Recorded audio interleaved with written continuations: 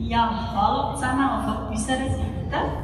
Wie jetzt Debo schon gesagt hat, sind wir am Ende unserer Predigtserie «So viele Stimmen», die wir haben den Philipperbrief durchgenommen und haben geschaut, wie können wir an dieser Stimme von Gott am meisten Raum geben in unserem Leben.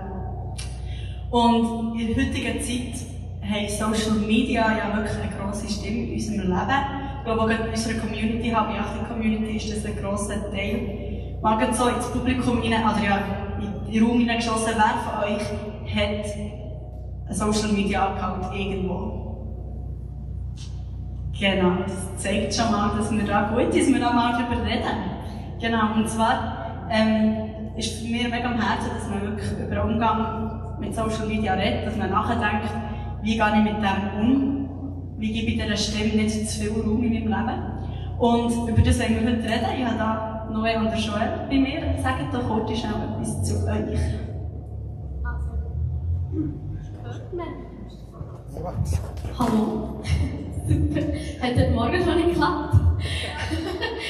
Ich bin neu, ich bin 24, ich komme von Bern und arbeite in der Immobilienbranche in der Verwaltung.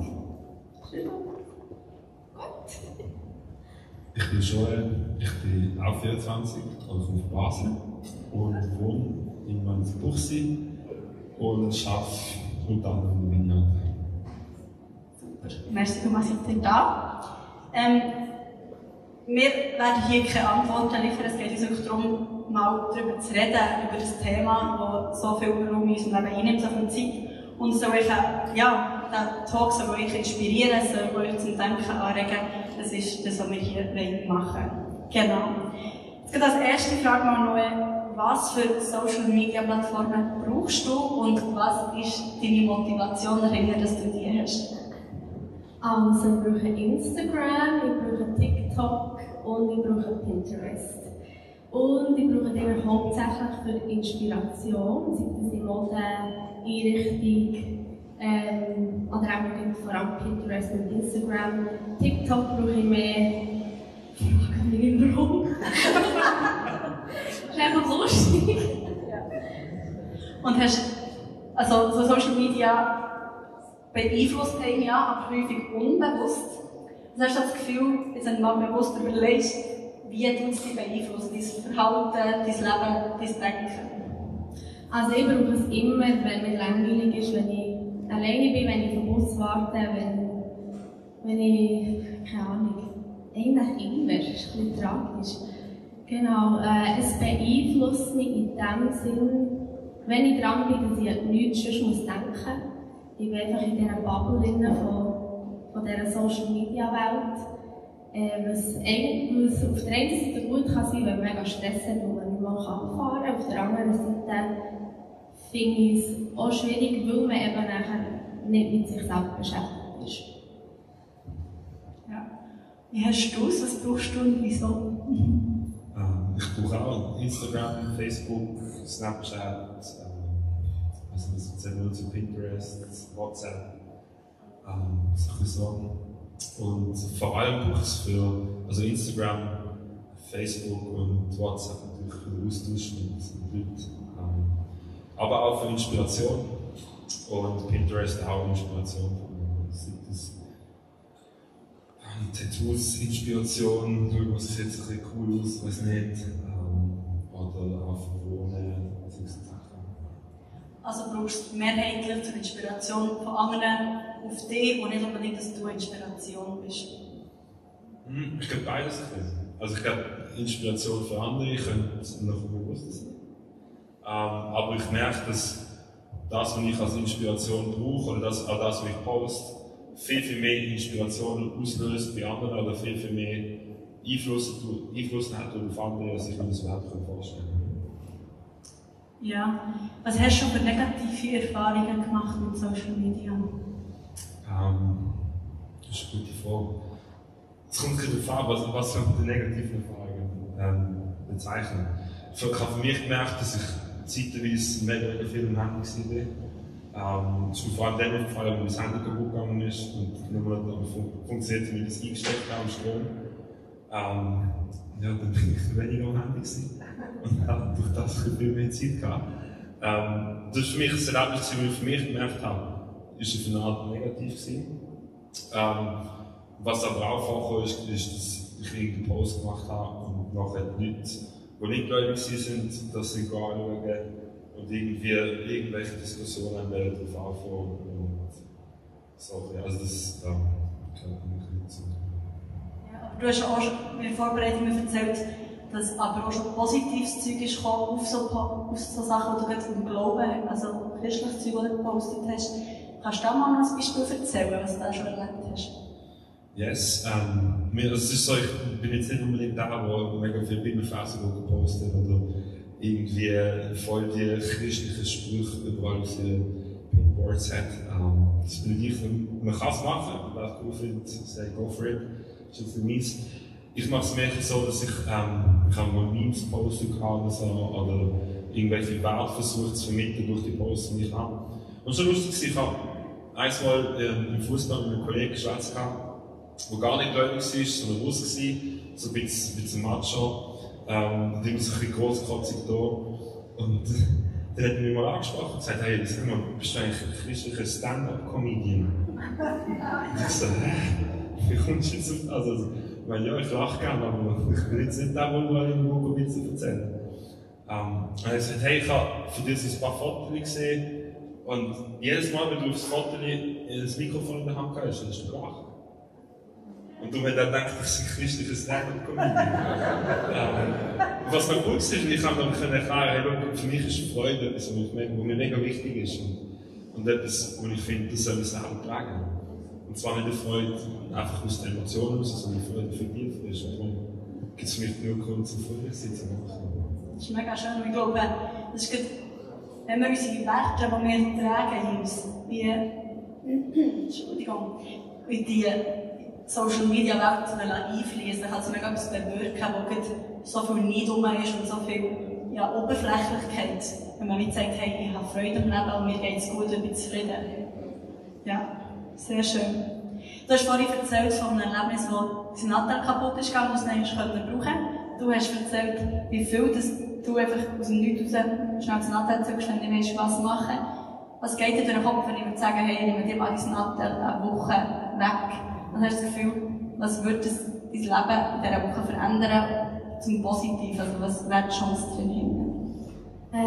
Also ich muss mich sicher viel mehr mit mir selber beschäftigen, mit all den Gedanken, die eigentlich in meinem Kopf könnten sein. Es würde mir bestimmt gut tun, die ersten Tage wären auch schlimm langweilig. Und dann würde ich mich auch daran gewöhnen. Und es würde sich sicher positiv auswirken auf meinen Glauben, weil wenn ich nicht am Handy bin oder sonst nichts machen kann, dann ist das, was ich mache, Worship hören und singen. Mit dem her denke ich, ja, ich würde auch immer so etwas machen, wenn ich irgendwo auf einem Berg eingesperrt werde. Und dann Hütchen wärmen.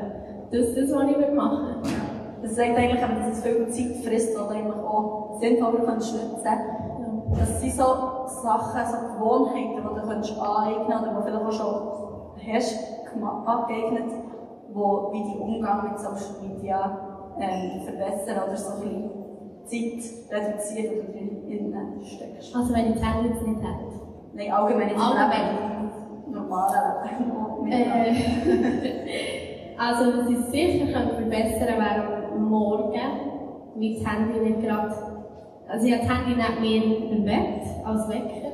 Vielleicht, wenn ich einen anderen Wecker nehmen würde, dann würde ich nachher nicht das Handy abschalten und das erste, was ich mache, ist Flugmodus rausnehmen und schnell schauen, was alles passiert. Das wäre sicher nicht schlecht, wenn ich da mal irgendwas würde machen genau. Weil es ist wie, du fängst den Morgen an, schon mit Vergleichen, mit Eindrücken von der ganzen Welt, dass die Tolles machen und du machst auf und bist so, das können wir arbeiten. Genau so. Ja. Das kann ich selber sagen, das habe ich vor kurzem angefangen zu machen. Dass ich wirklich gesagt habe, ich will mein Nattel erst Finger nehmen, nachdem ich meine stille Zeit am Morgen gemacht habe und in die erste Stimme in meinem Morgen lasse ich Gott sein und dass er Perspektive in mir sieht, dass erstes wie sagt und nicht, was Social Media über mich sagt oder was auch immer. Das ist mega empfehlenswert, ist wirklich mega cool. Ich habe noch etwas anderes das erste Mal probiert. Und zwar kann man auf seinem Handy einschalten, dass man wie eine Limite macht für seine Social Media Kanäle. Es hat einen Tag gewirkt und dann kannst du es eben ausschalten. Also du kannst sagen, ja, du noch mal ein bisschen länger, 4 Stunden. Oder heute wir es ignorieren und natürlich kann es nicht immer ignorieren. Also, dann habe ich schon etwas Gutes gehört von jemandem, und zwar hat du kannst auch das Passwort rein tun. Und dann hat sein Kollege gesagt, hey, du das Passwort eingeben, dann kann ich nicht selber das Passwort reingeben und es wieder frei machen. Also, das ist eine gute Methode, aber es zeigt ja alles, dass wir abhängig sind von dem Ganzen, dass wir fast nicht stoppen können. Das hast du auch schon gemacht oder machst du auch. Kannst du mal erzählen, was hast du für Gewohnheiten im Umgang mit Social Media, die gesund sind? Yes, also ich hatte das Papier gehabt und am Anfang war dort alles drin, alle Social Media, WhatsApp, Zeugs und Sachen. Und dann ist es nach gefühlt 5 Minuten, ist plötzlich der Handy gesperrt und dann gesagt, was ist das für ein Blödsinn, gehen wir raus.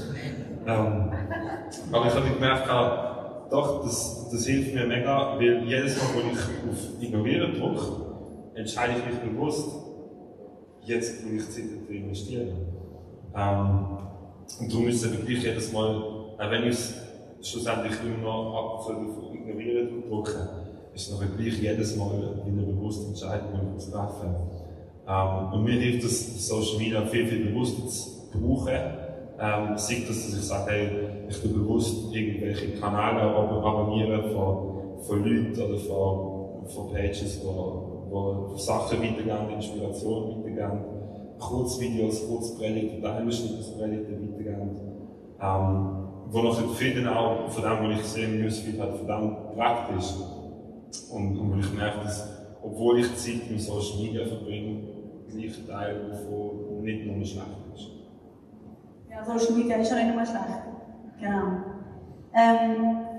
Noah, du hast vor ein paar Jahren einen Unfall gehabt, wo dein Leben geprägt hat. Kannst du kurz erzählen, was da passiert ist und was du im Bereich Social Media und auch Schönheit, was ja häufig im Social Media Bereich mega vermittelt wird, was heisst Schönheit, was du darüber gelernt hast? Also ich habe vor 3 Jahren Verbrennungen bekommen. Also wir waren ein Shooting, dort haben wir Fackeln gehabt und die Hose verbrennen. Ich war eine Zeit lang daheim und die Narben sind heute noch sichtbar, stark sichtbar. Genau. Und für mich war irgendwie nie ein Problem, mit dem umzugehen. Allein, weil ich schon immer christlich aufgewachsen bin, ich habe immer gesagt bekommen, dass ich schön bin, dass ich gut bin, so wie ich bin. Und ich glaube, das hat mich mega geprägt. Darum habe ich auch nie Mühe gehabt, mit dem umzugehen. Ich habe nie gedacht, ich bin grusig jetzt wegen diesen Narben. Ich habe nie ein Problem gehabt, das irgendwo zu teilen, sei das Social Media oder sonst mit Leuten darüber reden. Und darum habe ich sie auch auf Instagram geteilt. Und genau, ich habe es sehr cool gefunden, einfach so Leute auch zu inspirieren und zu sagen, hey, es ist okay, so wie du bist, du darfst Narben haben, du darfst, ich weiss auch noch nicht, was es alles gibt, halt, und es ist immer noch schön, so wie du bist, und es gibt wie etwas Spezielles halt auch. Also es ist wie mein Merkmal, Leute sehen das und denken, wow, es ist neu mit ihrer Story. Genau, also es hat mich eigentlich nur positiv beeinflusst. Genau. Mega schön, das ist auch wie wenn wirklich die Werte oder ja, die Identität, die Jesus hineingelegt hat, oder ja, wo du weißt, zeigen. Und ich glaube, da können wir mega Impact haben. Gerade als Christen in dieser Welt, dass wir sagen, hey, und wir sind schön, wir sind gut, wie wir sind, wir müssen nicht uns irgendwo von jemandem eine Bestätigung holen. Was ich auch spannend fand, war, dass ich einen 20-Minuten-Beitrag über mich gegeben oder über meine Geschichte besser gesagt. Und was ultra spannend ist, sie haben nie irgendetwas über meinen Glauben gesagt. Also immer, als die Leute auf mich zukommen und gesagt haben, hey, ja, du bist Christ. Und nicht, weil sie mich kennen oder irgendwie sonst irgendjemand, aber mehr, weil sie gesagt haben, wie du mit dem bist umgegangen. Es muss wie sein, dass du Christ bist. Das hat mich mega beeindruckt. Mega, mega schön. Yes, cool. Also, von was träumst du so, wenn du so überlegst, ja, wie können wir Christen Impact auf Social Media, wie können wir so einen beeinflussen, was wünschst du dir da?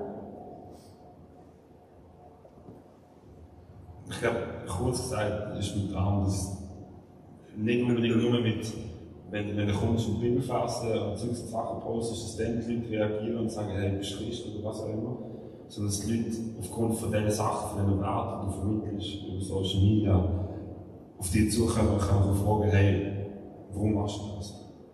Was ist der Grund hinter dem, was du machst? Was ist der Grund, dass du eben zum Beispiel immer lachst auf diesen Fotos? Aber was ist der Grund, dass du die Leute so ehrst auf Social Media? Und ich merke, dass ich schon ein, zwei Mal erlebt habe, dass es so erstaunlich ist. Ich habe ein Teaching-Video gemacht für das Blessed Tool und habe das irgendwie geteilt in der Story, wo die das gepostet haben. Und dann hat der Kollege von meinem Bruder, der eigentlich gar nicht mit dem Glauben am Hut hat, mir geschrieben, hey, so cool, danke vielmals für das Video. Das hat mir so viele Fragen beantwortet. Und ich glaube, es ganz viele wird es noch genau gleich gehen. Und es war ein Video über Heilung, über das übernatürliche Wirken von Gott. Und das war jetzt der letzte, ich bin nicht gerechnet, dass da mir ein Feedback gibt auf das. Aber es sind so Sachen, wo ich merke, ja, das löst etwas aus bei den Leuten. Oder jetzt auch im Zivildienst, wenn ich nie frühst eigentlich so ein Lager hat, wo ich schon Schulungen hat. Und nachher da sind die auf mein Instagram-Profil schauen und nachher Zeugs und Sachen gesehen und dann gefragt, hey, wieso machst du das oder wieso machst du das? Und ich habe nie dazu geschrieben, hey, Jesus ist gut oder ich glaube an Gott und was auch immer. Sondern mehr Sachen, die ich geteilt habe, die ich erlebt habe, die ich gemacht habe. Und sie sind auch verfolgt und ich denke, damals haben sie mir coole Gespräche gegeben. Das ist für mich eigentlich genau das, was ich mir wünsche. Weil ich glaube, ganz oft wir versuchen, das System zu bekämpfen, weil wir das Gefühl haben, hey, es ist schlecht, oder es ist gefährlich, oder es könnte uns so viel wegnehmen von dem, was wir haben. Und gleichzeitig könnte man eigentlich das nutzen und mit anderen Werten füllen, und mit Sachen füllen, wo die Leute merken, hey, komm on, das ist eigentlich cool, das ist gut. Das will ich auch, wenn man es mit diesem Aspekt anschaut, dann wünsche ich mir das eigentlich auch, dann will ich es eigentlich auch ganz so machen. Ja, ich glaube, das ist wirklich die Chance in Social Media rein, oder? Weil die Leute haben Zeit. Also, sie brauchen ja Social Media, um die Zeit zu vertreiben. Und dann drücken sie schnell mal auf eine Story und können auch noch schauen, was ist das gewesen. Wo hingegen zum Beispiel ein Schritt in eine Kirche physisch viel mehr Mut braucht, als ein Schritt oder ja, ein Klick irgendwo her, oder? Mega. Mega. Und ich glaube, die Herausforderung ist, dass der Grad dort mega schmal ist. Ich glaube, oftmals, wenn man unterwegs ist, dann postet man nicht das Foto, wo man am Arbeiten ist, sondern man postet das Foto, wo bist du zum Mittagessen oder wo dann irgendwie nachher kurz neben dem Strand bist und siehst den Sonnenuntergang, aber dann hast du den ganzen Tag geschafft.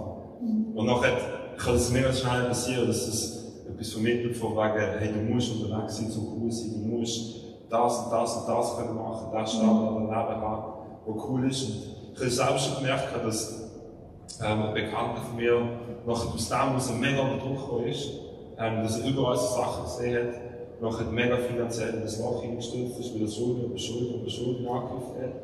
Einfach nur, um so einen Standard zu erfüllen. Was er nicht gewusst hat, ist eben, dass viele von diesen Sachen, eben, ein Kollege, der ist auf Hamburg gegangen, hat schon gearbeitet, hat das Foto gepostet von Skipper. Dann ist er auf München gegangen, eine Woche später, hat dort irgendwas nicht geschafft, dann ist von der Arbeit zu schnell mit anders angegangen. Und dann nur gesehen, er ist dort, er mega straight, so Jet-Set-Leben, so, hey, wir haben cool, das will ja, hat das auch versucht.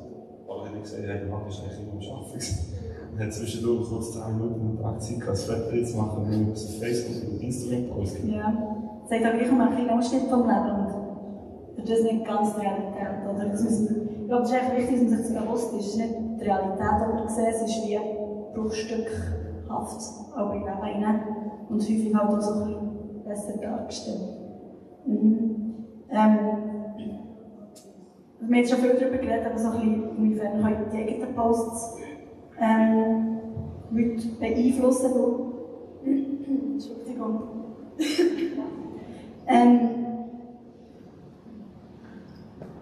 Setzt du schnell das Fläschchen? Ist schon gut, ich schaffe es, danke dir.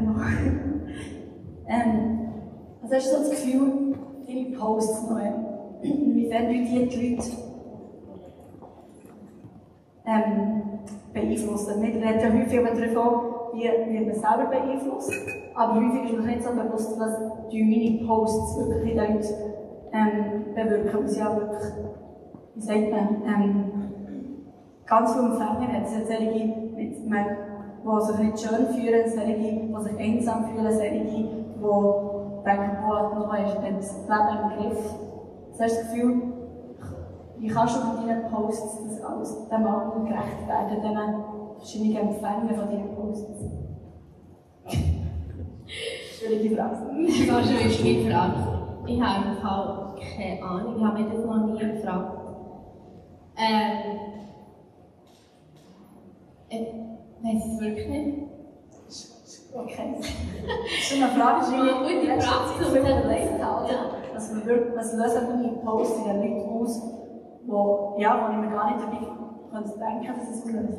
Also ich schaue natürlich schon immer, so ein bisschen, was ich poste. Ich würde jetzt nie ein halbes oder so ein sexy Bild oder keine Ahnung posten, einfach weil ich denke, wenn ich das bei anderen sehe, was löst es bei mir aus? Ich habe das Gefühl, ich bin nicht perfekt, ich muss mehr Hilfe haben, ich muss mehr hier, mehr da, mehr so nicht. Und ich wollte mit meinen Posts mehr zeigen, dass es wie gut ist, natürlich schön zu sein, dass man gar nicht weiß, was alles machen muss, aber dass nicht ins Bild hineinpasst. Genau. Also zurzeit poste ich auch gar nicht so viel, weil ich gar nicht das Gefühl habe, dass ich, oder überhaupt nicht das Bedürfnis, das zu machen. Genau, aber man hinterfragt sich natürlich schon immer. Also, wenn ich jetzt so eine Story oder so mache, so, ja, finde ich das echt nicht gut oder kommt es gut an, das fragt man sich schon. Und darum, ja, ich will einfach, dass es positiv ist. Ja. So. Also zum Abschluss, Joel, was willst du den Leuten hier mitgeben aus diesem Talk? Wir haben jetzt viel geredet, über Verschiedenes. Ja, was wünschst du dir? Ich glaube, wenn es ein Punkt ist, wo ich möchte Mut dazu, dann ist es die Sachen, die Werte, die wir kommunizieren, bewusst, konsequent und überschwänglich zu kommunizieren. Manchmal sind es die kleinen Sachen, die den Unterschied ausmachen. Ein Kollege von mir, der hat zum Beispiel schon irgendwie Anfang der Sekundarschule angefangen, einfach für alles Danke zu sagen. Einen Test bekommen, in der Schule, der Lehrer hat nachgeleitet, hat Danke gesagt. Das Resultat bekommen, hat Danke gesagt. Überall Hausaufgaben bekommen, hat Danke gesagt. Und er hat so viel gemacht, bis die Leute um ihn herum angefangen haben zu fragen, wieso tust du über Danke sagen? Das macht doch gar keinen Sinn. Und ich möchte wie ein Stück wieder ermutigen zu dem, die Werte, sich einerseits bewusst werden, was sind die Werte, die ich ausdrücke in meinem Leben, wo die Leute aufgrund von diesen Werten auf mich zukommen und sagen, hey, was ist das, was du in deinem Leben hast, warum machst du das, was ist der Grund hinter dem, dass du so lebst, wie du lebst. Und das bewusst auch zu teilen, weil ich glaube, wie ich schon gesagt habe, das, was wir machen, das, was wir teilen, das, was wir posten, das hat nicht so viel mehr Einfluss auf die Leute, als wir uns das überhaupt vorstellen können. Es sind nämlich so kleine Sachen, wo in Situationen Sachen rauskommen, wo man gar nicht damit rechnet. Von Leuten, wo man gar nicht damit rechnet. Wenn man einen gefragt hat, nach dem Fußballtraining in der Dusche, wieso so viele Theologiestudenten nicht mehr glauben, wenn sie fertig studiert haben. Völlig aus dem Nichts raus. Und ich dachte so, was läuft jetzt? Aber es sind so viele kleine Sachen, die uns dann geführt haben. Ich bin überzeugt, dass jedes Mal, wenn er irgendetwas gesehen hat, was ich gemacht habe, wo er nicht kennt hat, oder wo für ihn komisch war, oder wo er gemerkt hat, stimmt, bei dem ist etwas anderes, hat dazu geführt, dass er irgendwann seine Frage stellen. Und darum einfach, hey, reinhauen. Es ist nie genug. Es ist nie genug Gutes geben. Es ist nie genug gute Werte. Und welches Learning, das du in den letzten Monaten hast gemacht in den Social Media, willst du den Leuten so zum Abschluss mitgeben? Sich nicht zu fest beeinflussen von dem, was die Leute posten, weil es meistens, eben wie du gesagt hast, mit dem Mittagessen, wenn er das gefüttert hat, ich so viel unter Druck gehabt, ich das Gefühl gehabt, ich habe viel zu wenig Kollegen, ich habe immer viel zu wenig, das Leben ist voll langweilig. Genau, sich nicht von dem zu beeinflussen und sich einfach bewusst sein, mein Leben ist gut und ich muss mich überhaupt nicht dem richten, was man da jeden Tag sieht, nach dem richten, genau. Also wirklich sich selber bewusst sein, was man will. Genau, sich nicht zu fest von unserer Welt beeinflussen. Merci vielmals. Merci euch zwei vielmals für das spannende Gespräch, dass ihr euch für eurem Leben erzählt habt. Noch im Herz. Was du zum Schluss noch die Leute sagen, kennen wir dein Herz, was dir abgeht? Sag mir doch ein bisschen für den ganzen Umgang mit Social Media. Ich würde den ganz Amt ausbreiten, also ein Zeichen von ready sind zu empfangen. Jesus, ich danke dir für jeden Einzelnen, der da ist. Ich danke dir für jeden Einzelnen, der gehört hat von dem, was wir erzählt haben, der gehört hat, der inspiriert worden ist, hoffentlich.